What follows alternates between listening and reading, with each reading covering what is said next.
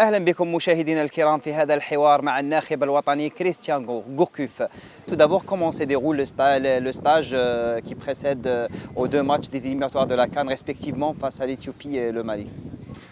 Très bien, il n'y a pas de problème particulier. Bon, il y a juste la blessure de Djabou qui est un peu embêtante pour lui et pour nous. Mais bon, ça a permis de rappeler un joueur local aussi, Cellini, qui est un garçon qu'on a vu avec Léa Prime, qui a beaucoup de qualité. Et voilà, c'est des opportunités justement avec des blessures comme ça qui permettent aussi d'intégrer des jeunes joueurs. Justement, comment avez-vous vu les nouveaux joueurs à l'image de Abeid, il y a Bounjah aussi et Chenny aussi qui ont joué aujourd'hui un match d'application. Comment vous les avez vus?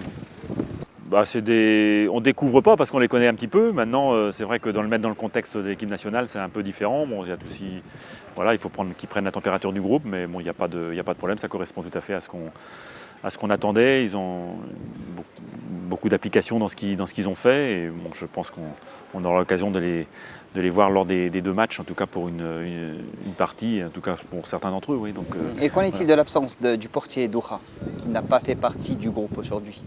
Ce matin, il avait une fatigue musculaire, rien de particulier. Je pense qu'il fera la séance cet après-midi, donc on gère aussi en fonction de l'état de fatigue. Il a fait une grosse séance hier soir, mais il n'y a pas de problème particulier.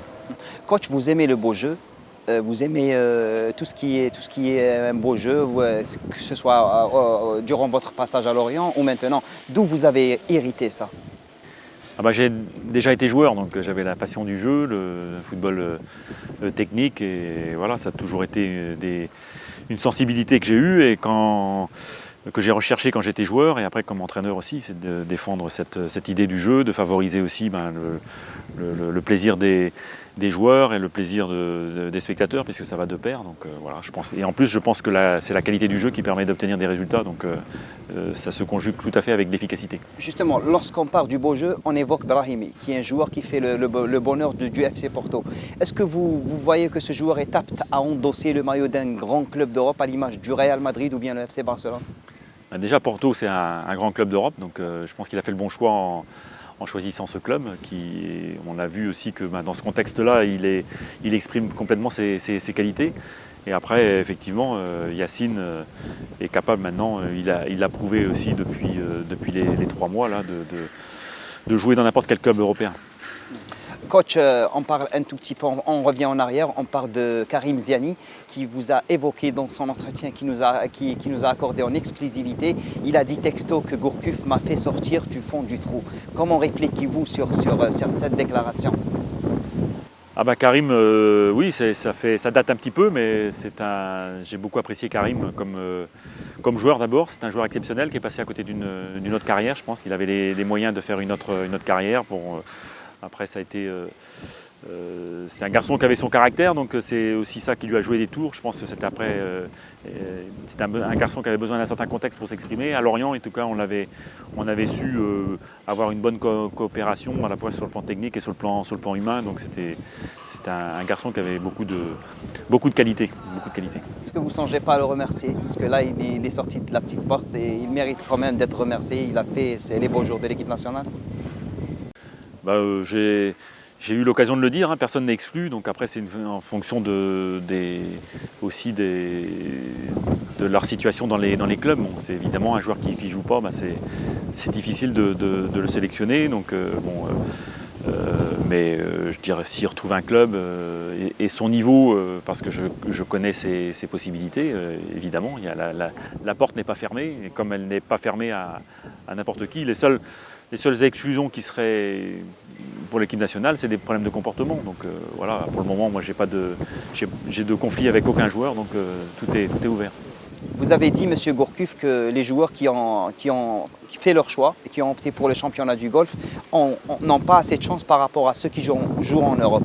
On évoque le cas de Matmour. Qu'en est-il de ce joueur qui évolue à Kaiserslautern en Bundesliga 2?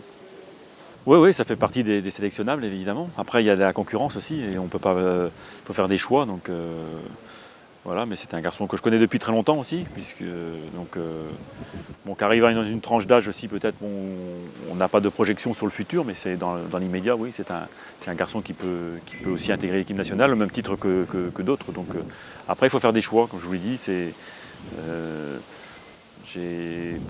Pour le stage, je sélectionne 20 joueurs de champ, pas plus, parce que ça ne sert à rien de sélectionner des joueurs qu'on laisse après sur la touche et qu'on ne fait pas jouer. Coach, on passe à la Coupe d'Afrique. Si on vous donne le choix de choisir le pays là où vous allez jouer la Coupe d'Afrique, quel est le pays que vous allez choisir? L'Algérie? Non, je pense que c'est dommageable pour nous que la Coupe d'Afrique n'ait pas lieu au Maroc, parce que c'est des conditions qui étaient idéales. Après, je crois qu'il faut que ça se déroule dans les meilleures conditions. Donc,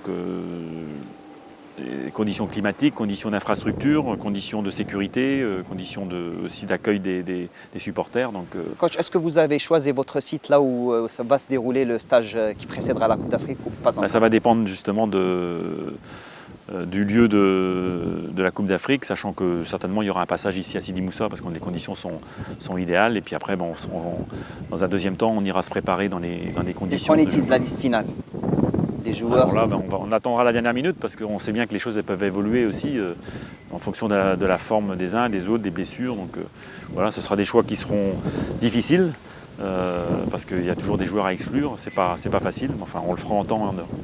L'ancien sélectionneur, à savoir Vahid Halilovic, qui a déclaré récemment, il a dit que l'Algérie a été capable de battre l'Allemagne durant la Coupe du Monde. Vous, qui a déjà vu ce match, comment jugez-vous cette déclaration? Est-ce que l'Algérie avait-elle des chances pour battre le champion en titre, à savoir l'équipe d'Allemagne? Non, je ne vais pas revenir sur le passé parce que j'ai un devoir de réserve. Simplement,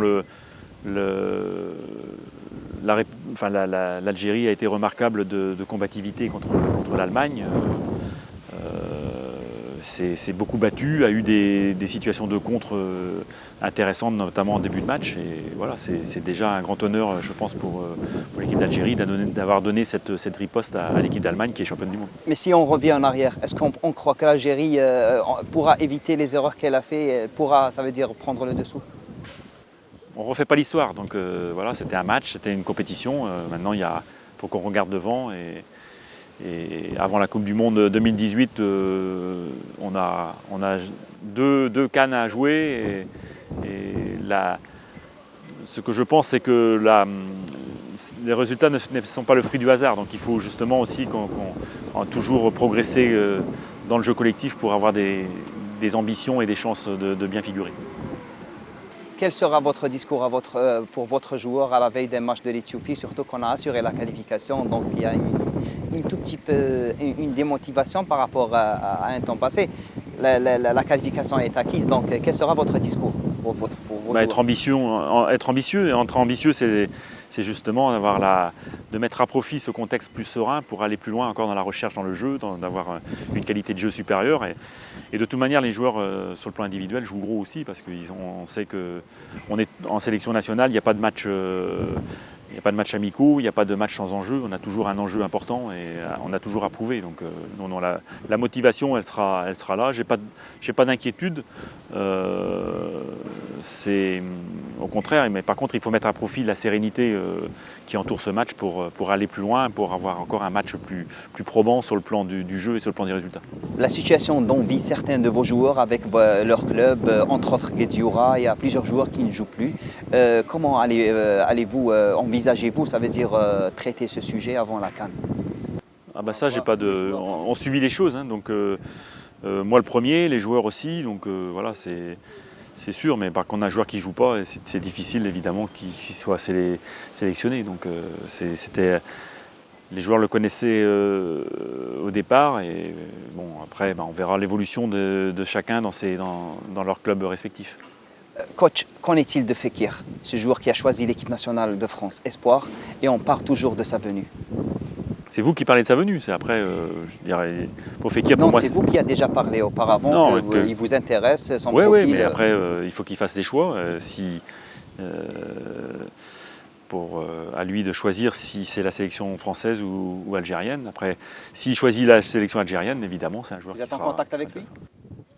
Pas ces derniers temps, parce que je le laisse maintenant aussi libre de ses choix. Et voilà, c'est pas, on n'a pas, il connaît notre position, donc voilà. Maintenant, on verra pour le futur. Mais bon, la sélection algérienne n'est pas non plus